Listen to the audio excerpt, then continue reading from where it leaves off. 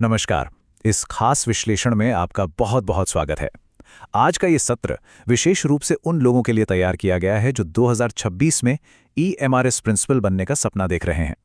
देखिए, प्रिंसिपल का पद कोई छोटी मोटी बात तो है नहीं, एक बहुत ही अहम भूमिका है और जाहिर सी बात है कि इसकी चयन प्रक्रिया भी काफ़ी कड़ी होती है।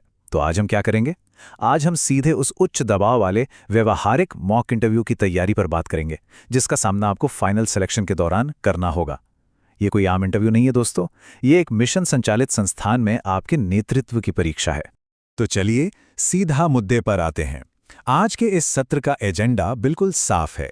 हम ईएमआरएस इंटरव्यू के परिदृश्य, चयनकर्ताओं की सोच, व्यक्तित्व और जनजातीय संवेदनशीलता से जुड़े कुछ अभ्यास प्रश्नों और अंत में इंटरव्यू के जरूरी दिशा निर्देशों पर चर्चा करेंगे। सबसे पहले बात करते हैं ईएमआरएस इंटरव्यू के माहौल और उसके परिदृश्य की। देखिए, नेस्ट्स जो ये चयन प्रक्रिया आयोजित करवाता है, उसमें इंटरव्यू आपका अंतिम और सबसे निर्णायक पड़ाव होता है। और क्या आप जानते हैं इसका वेटेज कितना है? पूरे 40 अंक। लिखित परीक्षा तो आपने निकाल ली, लेकिन मेरिट लिस्ट में आपका नाम होगा या नहीं, ये पूरी तरह से इन 40 अंकों पर टिका होता है। ये सच में एक गेम चेंजर है। अब जरा उस कमरे के अंदर के माहौल की कल्पना कीजिए। हाल ही के इंटरव्यू फीडबैक से हमें जो पता चला है वो काफ़ी दिलचस्प है। आपके सामने 4 पैनल सदस्य बैठे होंगे और आपके पास समय कितना होगा? सिर्फ 10 से 15 मिनट। जी हां, बस इतना ही। और इस छोटी सी अवधि में आपसे 8 से 12 प्रश्न दागे जाएंगे। मतलब ये एक रैपिड फायर राउंड की तरह होता है। अच्छी बात बस इतनी है कि भाषा की कोई बंदिश नहीं है। आप हिंदी या अंग्रेजी जिसमें भी सहज हों अपनी बात रख सकते हैं। अब सबसे बड़ा सवाल, आखिर पैनल के दिमाग में चल क्या रहा होता है? वो किस बात की तलाश कर रहे हैं? अक्सर लोग एक बहुत बड़ी गलती करते हैं। वो सिर्फ अपना सब्जेक्ट पढ़ लेते हैं और सोचते हैं कि तैयारी हो गई। लेकिन एक सामान्य स्कूल और ईएमआरएस में जमीन आसमान का फर्क है। पैनल केवल ये नहीं देखता कि आप अच्छा पढ़ा सकते हैं, नहीं, वो ये ढूंढ रहे हैं कि क्या आपको पीएम जनमन, ट्राइबल सब प्लान, संविधान के अनुच्छेद 46 और एनईपी 2020 की मातृभाषा नीति जैसी जनजातीय कल्याण योजनाओं की गहरी समझ है। यही वो नीतियां हैं जिनका ज्ञान आपको बाकी भीड़ से अलग खड़ा करेगा। अगर हम इसे बिल्कुल सरल शब्दों में समझें तो पैनल आपको मुख्य रूप से 4 पैमानों पर मापता है। पहला, आपके विषय का ज्ञान, कम से कम 12वीं तक के एनसीईआरटी कॉन्सेप्ट्स तो बिल्कुल क्लियर होने चाहिए। दूसरा, आपकी शिक्षण योग्यता और कक्षा में आपकी सहानुभूति।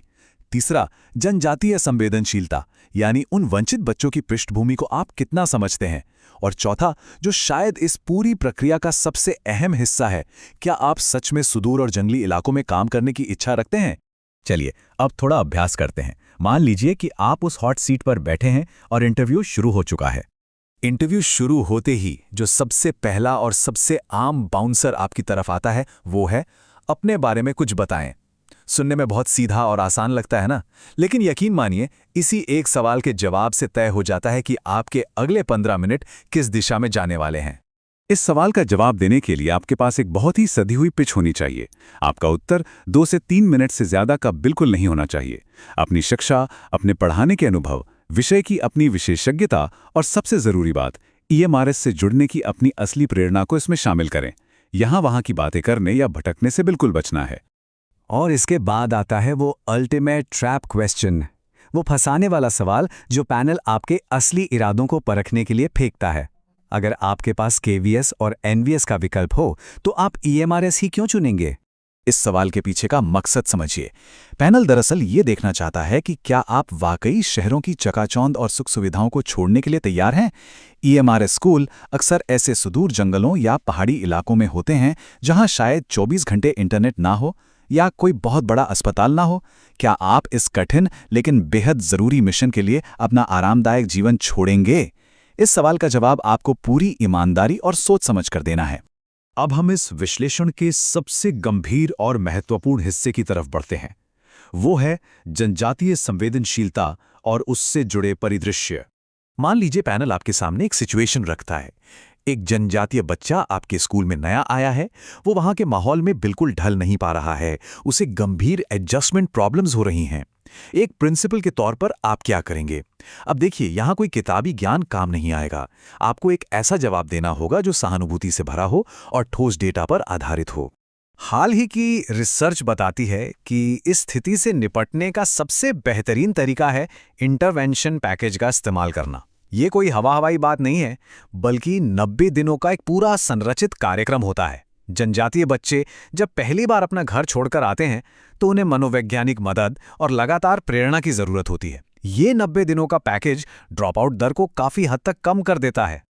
और अगर आप सोच रहे हैं कि इसका असर कितना होता है, तो जरा इस नंबर को देखें।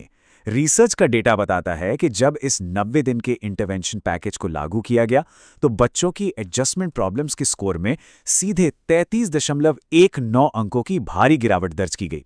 स्कोर 90.75 से गिरकर सीधा 57.56 हो गया।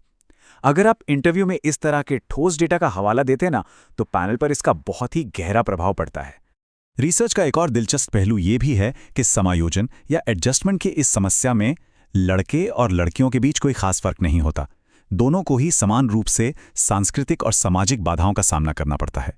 इसलिए आपको ये दिखाना होगा कि आपकी सहानुभूति किसी एक तक सीमित नहीं है, बल्कि आप हर छात्र के साथ बिना किसी भेदभाव के समान धैर्य के साथ पेश आएंगे।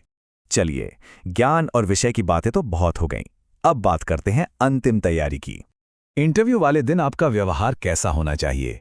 क्योंकि सच कहूं तो आपकी परीक्षा इंटरव्यू कक्ष में घुसने से पहले उस वेटिंग रूम से ही शुरू हो जाती है। आपको शारीरिक और मानसिक दोनों ही तौर पर इस वास्तविकता के लिए तैयार रहना होगा। कुछ बेसिक नियम हैं जो आपको फॉलो करने ही हैं। हमेशा 30 से 45 मिनट पहले पहुंचें। आपके कपड़े बिल्कुल सादे और औपचारिक होने चाहिए। कमरे में प्रवेश करते और बाहर निकलते समय एक हल्की मुस्कान के साथ पैनल का अभिवादन जरूर करें। और सबसे जरूरी टिप, अगर किसी सवाल का जवाब नहीं आता तो गोलमोल घुमाने की कोशिश मत कीजिए। वो लोग एक्सपर्ट्स हैं। ईमानदारी से स्वीकार कर लीजिए कि आपको उत्तर नहीं पता। और क्या बिल्कुल नहीं करना है? वेटिंग एरिया में बार बार अपना फोन मत चेक कीजिए, ये घबराहट दिखाता है। पैनल के बात को कभी बीच में मत काटिए। अपने पिछले स्कूल या बॉस के बारे में कभी कोई बुराई मत कीजिए। और बातचीत में बार बार बेसिकली या एक्चुअली जैसे फिलर शब्दों का इस्तेमाल करने से बचें। ये छोटी छोटी बातें आपके अच्छे खासे प्रभाव को पल भर में बिगाड़ सकती हैं। तो सब कुछ जानने और समझने के बाद अंत में खुद से एक आखिरी सवाल पूछिए। क्या आप वास्तव में अपने आरामदायक शहरी जीवन को पीछे छोड़कर भारत के उन सबसे सुदूर कोनों में जाने के लिए तैयार हैं जहां आपकी सबसे ज्यादा जरूरत है? याद रखिए, EMRS प्रिंसिपल की कुर्सी केवल एक पद नहीं है। ये उन हजारों जनजातीय बच्चों के भविष्य को बदलने की एक जिम्मेदारी है। इस एक विचार के साथ हम आज का ये विश्लेषण यहीं समाप्त करते हैं। अपनी तैयारी पूरे जोश के साथ जारी रखें।